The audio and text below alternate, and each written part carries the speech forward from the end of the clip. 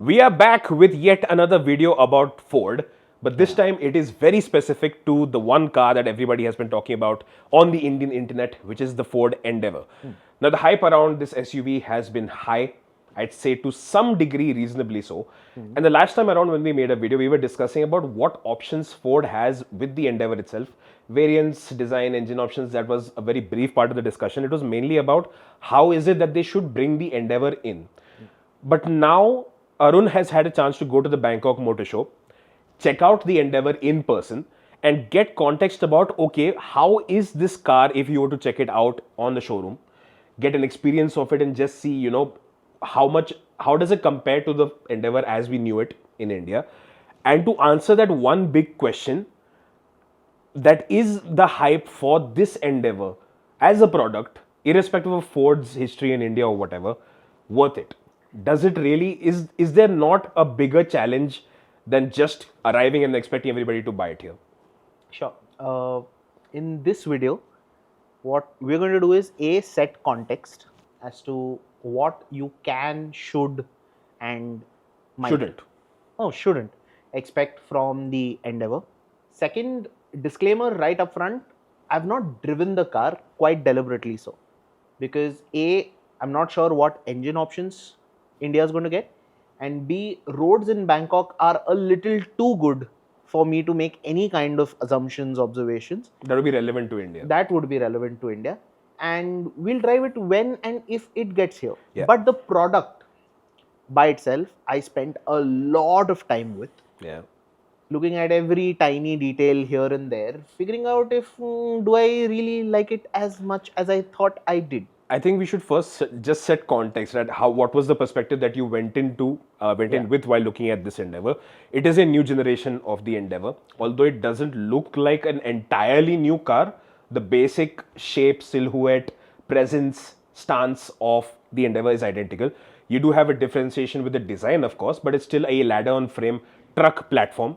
It is a work SUV. As premium as it does become over here, it is more of a compact almost in certain markets, compact SUV for certain markets that's mainly used for utilitarian purposes, because at the end of the day, this is the Ford Ranger's SUV version.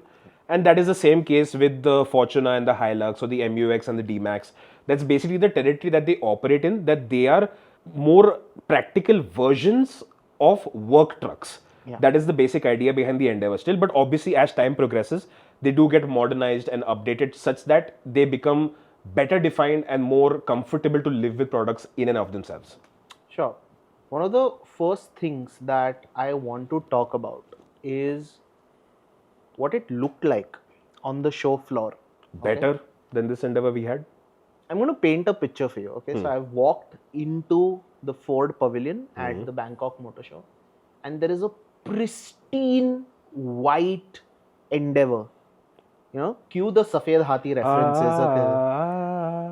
I wanted to go with the Puja Ki Thali, but so a pristine white Endeavour with what I think was running 21-inch wheels, with nice V6 badging and very subtle chrome, not over the top chrome, just standing there with a nice outdoorsy background being made. And there was one in a deep orange, in a deep blue, and a matte grey, which we'll come to in a bit. My first thought when I saw the car was, oh, okay, not because of the way it looked, but because of how large it looked. Okay. Because let's set context. The Endeavour that we got in India is not a small car by any means. Of course. Right? It's big enough to be called a minibus. This thing feels larger. It looks larger. Being physically larger is one thing, and looking larger and having that extra bit of presence is a little more. And Ford's being clever with it, with the way they've added that sense of presence to it. Everything that you lay your eyes upon is visually wider or taller. It is. Right? You look at it dead straight.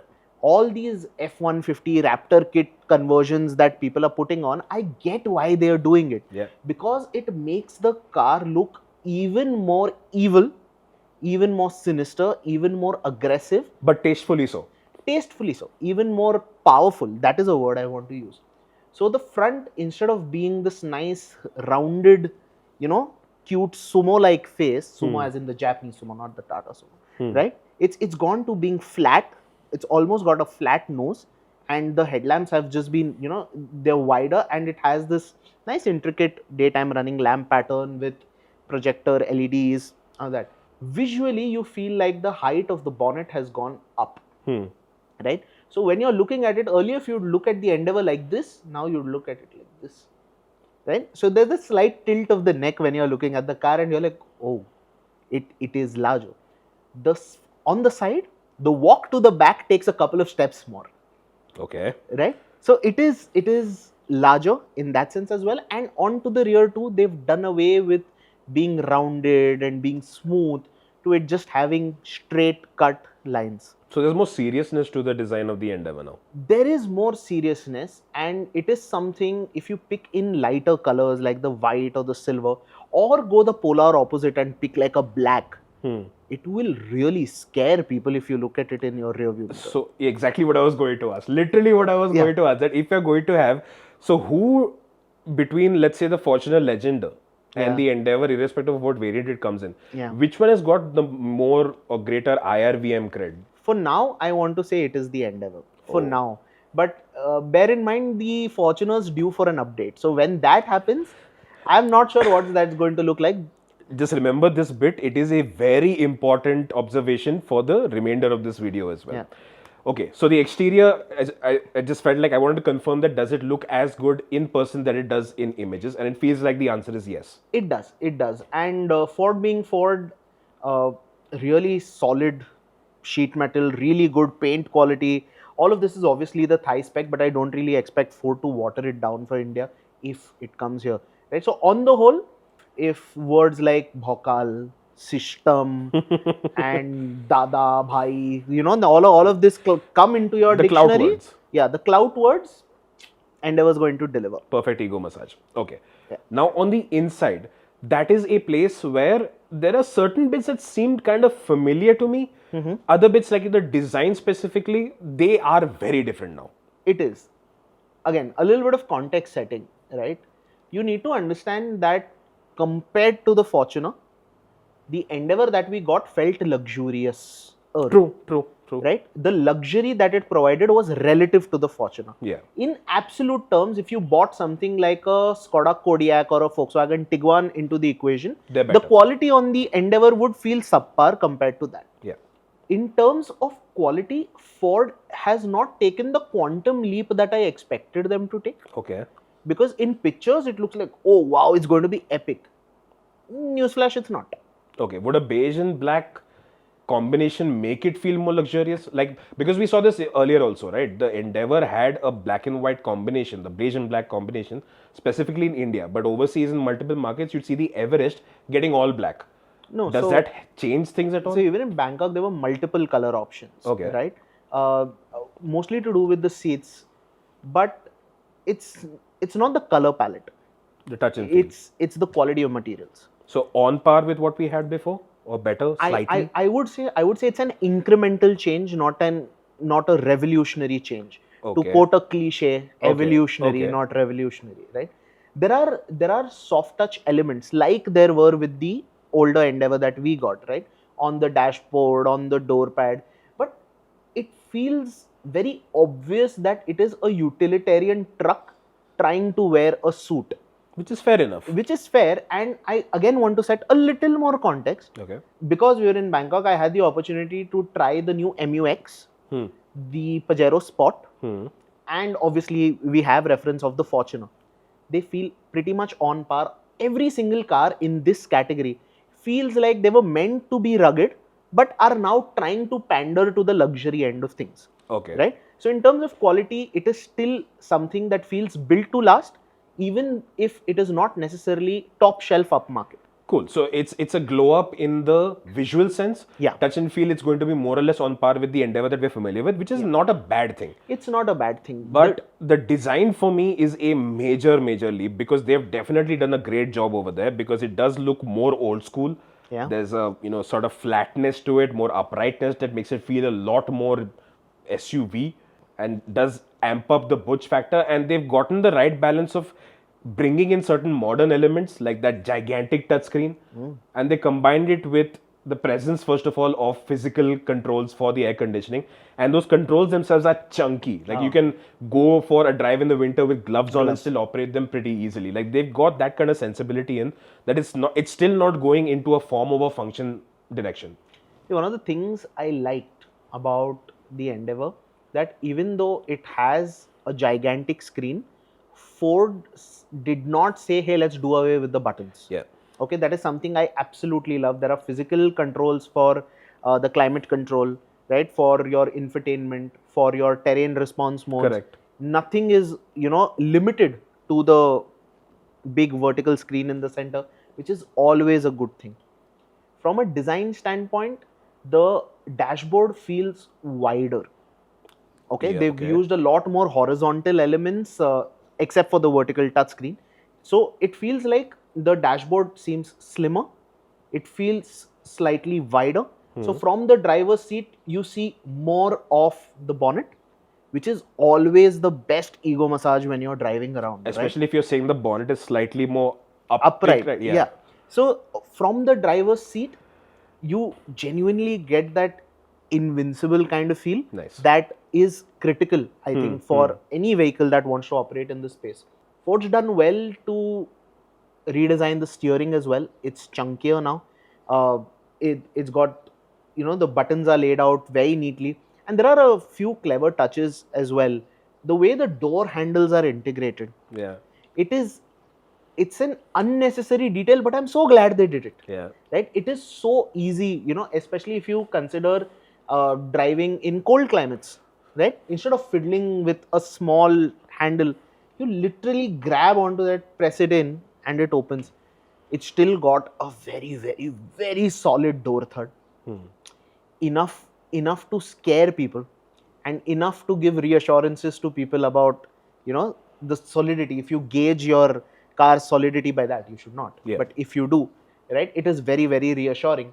The other aspect of this interior is space. Yeah. Right? And you would expect space to be better because the car is physically larger. Is it? It's not. Because this is what I saw, right? There were a couple of international reviews that I saw. The cabin design seemed like very different. Yeah. Quality, based on what I could see, seemed like a marginal difference, and you've verified that. The space didn't seem entirely all that different. If I were to say that two 6-footers, one behind the other, can be managed quite easily, that's the same as the Endeavour. If I say that the second row under thigh support is not the greatest, it is just about okay for someone who's up to 6 feet tall, but anything more than that, you'll find it lacking. Is that still the same in the second row? Yeah. Correct. Third row ideally suited to kids or short adults, because even compared to the MuX or the Fortuner, the Endeavour's third row was not the best in the segment. It was still ideally for smaller journeys or for kids. And there was also the variable of the panoramic sunroof eating into headroom, especially when you're seated in the rear row. See, all this that you mentioned applies to the new Endeavour as well. Right? That's basically what I was saying. So, where I can sit behind my own driving position, no problems. I can squeeze behind my second row position in the third row. Push comes to shove. Would I like being seated there? Absolutely not. So the Fortuner is still better on that front. Even the current Fortuner is better on that front, right? The one miss, weirdly still no one-touch stumble. I don't know why. That just seems uncalled for. Did it still have powered rear seat fold? Oh yeah, it did. That was there. And It powered did. tailgate also. Powered tailgate as well. And surprisingly, when we're talking about features, you would expect it to be a quantum leap in features. It's not. But it's not a function of this Endeavour not being well equipped. It's a function of the previous Endeavour being so well equipped Exactly. that it is still relevant in 2024. And So- bear in mind, it's an 8-year-old car. Correct. So let's look at it this way, right? So the space and practicality quotient, it is not an improvement as such, Yeah. but standalone, it is still decent. It's not something you'd complain about. There is room for improvement on Absolutely certain not. aspects. If Correct. as a family car, I don't think you will have an issue with the Endeavour's space, especially if you're going with 5 adults and 2 kids or a dog or whatever. The boot space also for a family of 5 is more than ample, Okay. right? And you'll have absolutely no issues in terms of space. Okay. Now on the features front, the touchscreen was good before in terms of responsiveness It's and better use. now. It's better and bigger now. Yeah. They still have, I think, CarPlay and Auto are there. I'm not sure if Yeah. it's wireless. It is. And the bigger touchscreen, as long as it's not getting a functionality-based hindrance of any sort, bigger touchscreen is fine. You still have heated and ventilated front seats. Yeah. Do you have power adjustment for the steering? No, right? No, that was manual. Okay. Then you have one-touch power windows for all four.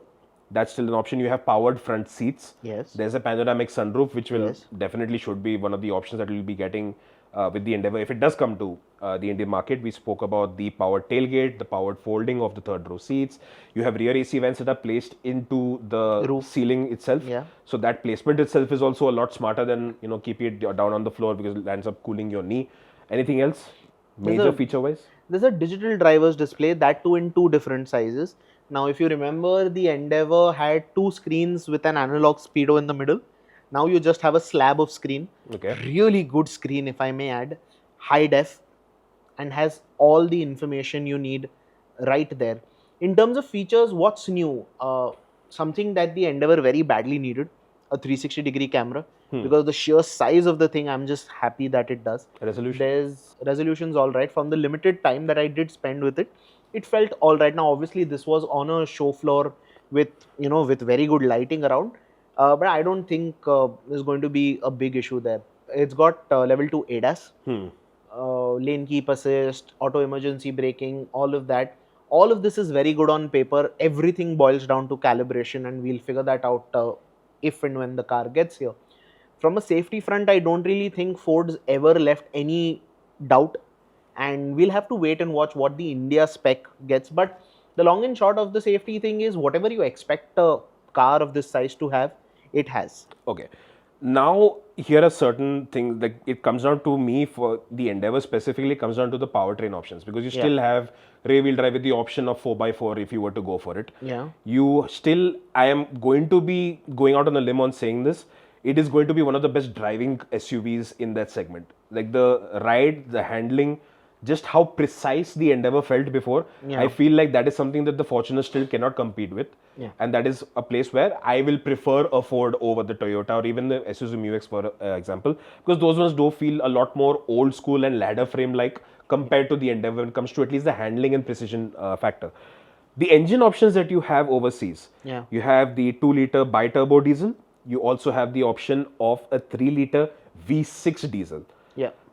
Now, we would obviously like the V6 to come in. But there's a reason for it beyond just the bragging rights of it being a V6. Right. I mean, you look at the engine options there, right? Like you said, there is a bi-turbo diesel, there's a V6, there's also a single turbo diesel. Right.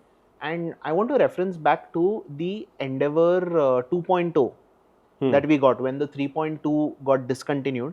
We got the single turbo diesel. Right? Even though we were clamoring for give us the bi-turbo, we did not get it.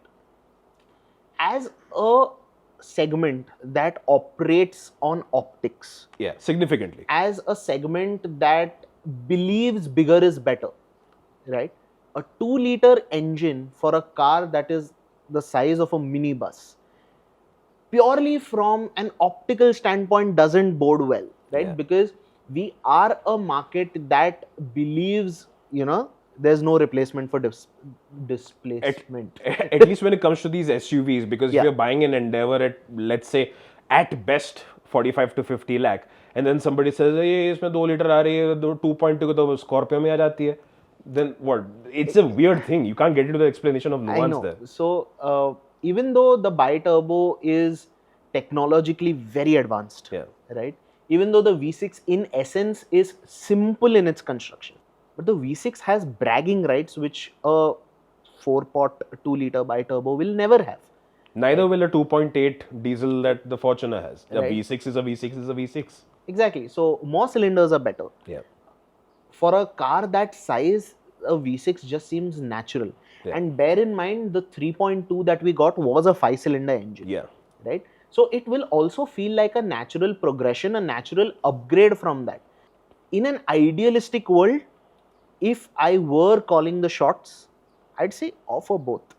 The bi-turbo and the V6. Yeah, Right? fair. Or offer all three. Yeah, go all Right? out. They'll go all out, because this is where I can bring you to the different Endeavours that I saw on the show floor. That I saw on the show floor. There's a blue one called the Sport. That's kind of the base spec version, a single turbo engine, 4x2, no terrain modes, nothing like that. Think of it as an equivalent to a Fortuner 4x2 diesel auto. Okay. That is pretty much it, with a few more features. A few features missing from the top spec, obviously, like a smaller driver's display, no ADAS, all of that. Looks great, absolutely no chrome, full black interior, thumbs up. Then there was the Titanium, that is the Endeavour as we know it. Okay. It was also finished in a very similar orangey red shade that we all know and love the Endeavour for. Lot of chrome, nice classy tan interiors, all the features that you would imagine. In Thailand, the V6 is limited to the platinum spec, which is one above the Titanium. Okay. And if introduced in India, it becomes the new Top spec. That has a little more in terms of, the finesse, in terms of the way the interior trims look, stuff like that. Equipment list is more or less the same. The distinguishing factor is the V6 engine by itself. And then there's this outlandish wild track that we saw, the X-Line equivalent, so as to speak. Stealth grey paint job, all-terrain tires, looked ready for the apocalypse. Something that we can only hope and pray for. I can already smell Karol Bagh drooling with the mod options. So it's not like Ford does not have the capability to offer choice. And a desirable product. And again, it is a body on frame SUV, right? Offering engine options, tailoring it between 4x4, rear wheel drive, is not exactly rocket science from a manufacturing point of view. Alright, since we are now coming to the manufacturing bit, right? Yeah. I think we should end this discussion with the main point that we were discussing in the previous video. Yeah. We had looked at two options, either an imported Endeavour, which seemed like to me first the more likely option, versus one that is locally assembled in Chennai. Now, if we were to look at an imported Endeavour, like we discussed, the price would be on road north of 70 lakh quite easily. Yeah. Irrespective of the variant, because it's a 110% tax right there. Now, with the knowledge that you have of this new Endeavour, knowing where the Fortuner is, where it is right now, and knowing one very important fact, that this Toyota Fortuner is on its way out. Yeah. Is there any case for the Endeavour to come in as an import? Let's say it comes with the 3-liter V6. It has the bragging rights of that. I don't see a V6 engine being enough of a incentive for somebody to spend 70-75 lakh on, like, let's say if we go for the V6, that price goes up much more. 70-75 lakh rupees for an Endeavour, even with the V6 at this point, does it seem worth it with the current on its way out Fortuner being used as the one to beat? Simple answer, no. It doesn't stand a chance if it's going to be imported. It does not. It's dead on arrival. At those prices, because okay, with price or with money comes expectations. Correct. And no matter how much you love a product, how much you want it to do well, if the product in essence does not meet preset expectations, you're not going to pay for it.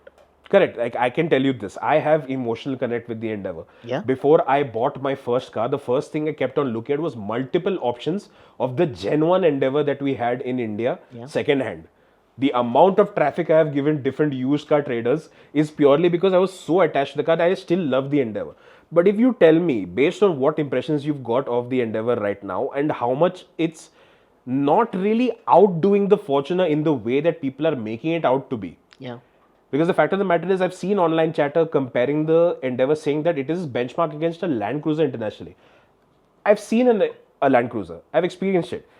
It is supposed to be a 2 to 3 segment above SUV compared to the Endeavour. Make no mistake about it, it is not a Land Cruiser rival, the Endeavour. It's not. In fact, I had the opportunity to speak with someone from Ford Thailand. Even in Thailand, they're competing against the Fortuner and the MUX. In fact, that is the pecking order in Thailand right now. There's the Fortuner, followed by the MUX, followed very closely by the Endeavour, the Everest as they call it there. And if all goes well with the new Everest, they're looking at claiming the number 2 spot from what I remember.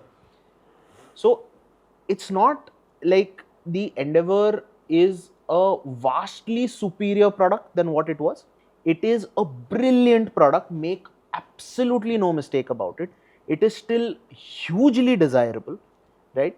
I want to drive it, but for now, I even want to go out on a limb and say Ford driving dynamics as something that is become a bit of a benchmark in this country at least, right?